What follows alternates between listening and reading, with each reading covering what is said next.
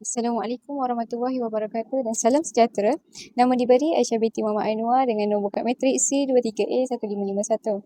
Saya ingin membentangkan pada hari ini mengenai poster saya iaitu tajuk Mitos Yunani dan Mitos Rom, analisis semiotik berdasarkan teori mitos Roland Barthes. Terhadap dua mitos yang saya pilih iaitu Icarus mewakili teori mitos Yunani dan juga Romulus dan Remus sebagai mitos Rom. Mula-mula sedikitlah mengenai konsep mitos menurut Roland Barthes mengatakan bahawa mitos sebagai sistem penandaan bertahap dua, di mana tahap yang pertama dilihat daripada objek dan juga image dalam satu cerita tersebut yang menjadikan kepada penanda baru yang menyampaikan makna ideologi untuk pada tahap yang kedua. Jadi dengan kata lain, mitos tidak sekadar cerita tetapi ia juga menjadi satu simbol ataupun menormalisasikan nilai budaya sehingga nampak sebagai semula jadi menurut Barthes 1957. Jadi pendekatan ini membantu kita membaca unsur-unsur simbolik dalam mitos di mana sebagai mitos ni adalah pembawa nilai sosial dan juga politik. Saya akan membincangkan tanda, signifia dan makna signified utama dalam setiap mitos. Untuk analisis yang pertama iaitu mitos Icarus di mana cerita ringkas di mana Icarus adalah merupakan anak kepada Daedalus yang ingin melarikan diri daripada pulau Crete yang disebabkan oleh mereka dikurung oleh Raja Minos. Mereka ingin melarikan diri dengan menggunakan sayap yang dibuat daripada lilin dan juga bulu. Jadi Daedalus ni dah nasihatkan Icarus anaknya supaya tidak mendekati matahari semasa terbang ataupun terlalu rendah mendekati laut, yang menyebabkan sayap itu akan cair ataupun membeku. Jadi disebabkan dijadikan cerita Icarus ini terjatuh ke dalam sungai disebabkan dia terbang ke arah matahari tersebut. Jadi menurut kajian House 2022 di mana daripada analisis tersebut kita dapat melihat tanda utama yang ingin disampaikan adalah sayap, lilin dan bulu. Secara keseluruhan ia dilihat sebagai alat untuk melarikan diri daripada penjara. Jadi secara semiotiknya menurut Barthes sendiri, sayap ini menjadi petanda kepada kebebasan ataupun juga mengukakan mereka punya pendapat supaya tidak ada sekatan di antara dunia ni dengan mereka punya kehendak, tapi dan juga dia menambah juga kepada teknologi ciptaan manusia yang ada had. Jadi nak katakan penanda yang makna, terus kepada makna di mana sayap ini membawa makna kepada keinginan yang melampau dan juga kecenderungan manusia untuk mencabar had yang ditetapkan secara hak manusia sendirilah, di mana dalam pembacaan ini sayap ni juga bukan sahaja sebagai simbol kebebasan tetapi sebagai risiko high risk, di mana kecenderungan untuk melebihi. Jadi menjadikan ideologi ini yang mengajarkan had dan juga kesederhanaan.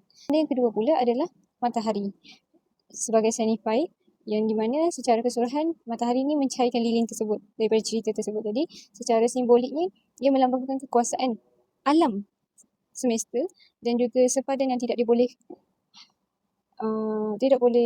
dilanggar oleh kehendak individu tersebut, terutamanya manusia.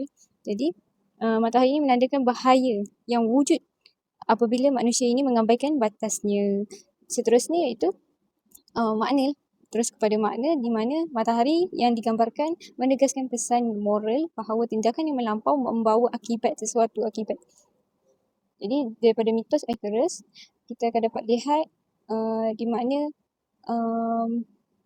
para pencerita mitos ini membawa ideologi kepada kepatuhan, kesederhanaan dan juga kebijaksanaan. Di mana sementara juga ada satu lagi di mana keangkuhan itu membawa kepada kehancuran. Kita pergi pada mitos Romulus dan Remus di mana dia juga adalah kembar yang ditinggalkan di sungai Tiber disebabkan oleh atuknya yang akan membunuh anaknya. Jadi ayahnya cuba untuk selamatkanlah mereka dengan menghanyutkan mereka di Sungai Tiba. Dan di situlah juga mereka digambarkan diselamatkan, selamat dan disusukan oleh seekor serigala betina. Jadi dipendekkan cerita, Romulus ini berjaya menjadi pengasas kota Rom setelah konflik antara saudara yang berlaku pada zaman itu. Jadi tanda yang pertama dalam cerita ini adalah serigala itu, serigala betina, di mana secara lisannya haiwan ini digambarkan telah menyelamat bayi tersebut. Jadi simbolik daripada cerita ini menggambarkan serigala betina ini sebagai penanda kepada perlindungan kekuatan semula jadi dan juga daya tahan. Jadi nak dikatakan dalam konteks moden tersebut gambaran di mana asal usul Rom itu datang daripada ketahanan yang cukup bagus dan juga dalam keadaan yang waras lagi. Jadi daripada makna dan juga pentanda, iaitu serigala ini berfungsi untuk memproduksi naratif survival dan juga ketahanan. Jadi daripada dalam konteks Sparta, imej ini bukan sahaja neutral tapi ia mengabsahkan lagi identiti Rom sebagai bangsa yang sangat gagah dan juga sangat mampu mengatasi pelbagai rintangan yang dihadapi oleh mereka. Seterusnya juga tanda yang kedua iaitu pengangkatan Romulus. Romulus di mana Romulus diangkat oleh masyarakat Rom sebagai ketua baru mereka.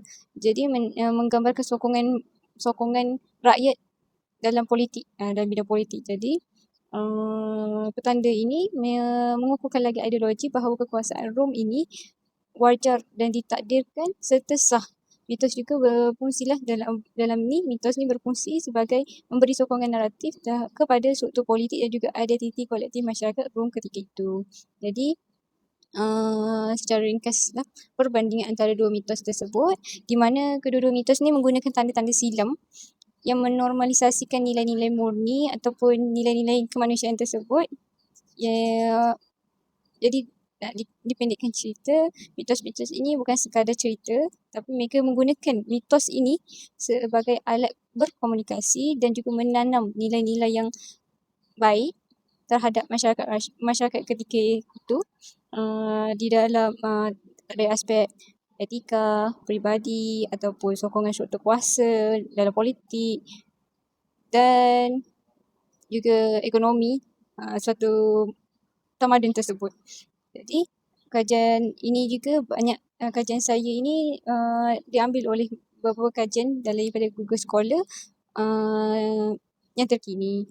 Jadi kesimpulan yang saya boleh simpulkan iaitu analisis semiotik berdasarkan teori Rollins-Botter menunjukkan bahawa mitos berfungsi sebagai sistem tanda yang menganalisis makna mitos, makna ideologi, penghasilan makna ideologi. Mitos Icarus ini menyalahkan peringatan moral terhadap batas manusia dan juga bahayanya keangkuhan tersebut, manakala mitos Romulus dan Remus mengukuhkan lagi legitimasi ataupun sokongan pengiktirafan daripada rakyat masing-masing dan juga kuasa negara tersebut. Dengan demikian, pembacaan mitos melalui pendekatan batas membolehkan kita melihat lapisan makna budaya yang tersembunyi dan bagaimana naratif tradisional meneruskan lagi nilai-nilai baik dalam suatu cerita mitos tersebut. Sekian daripada saya. Assalamualaikum warahmatullahi wabarakatuh.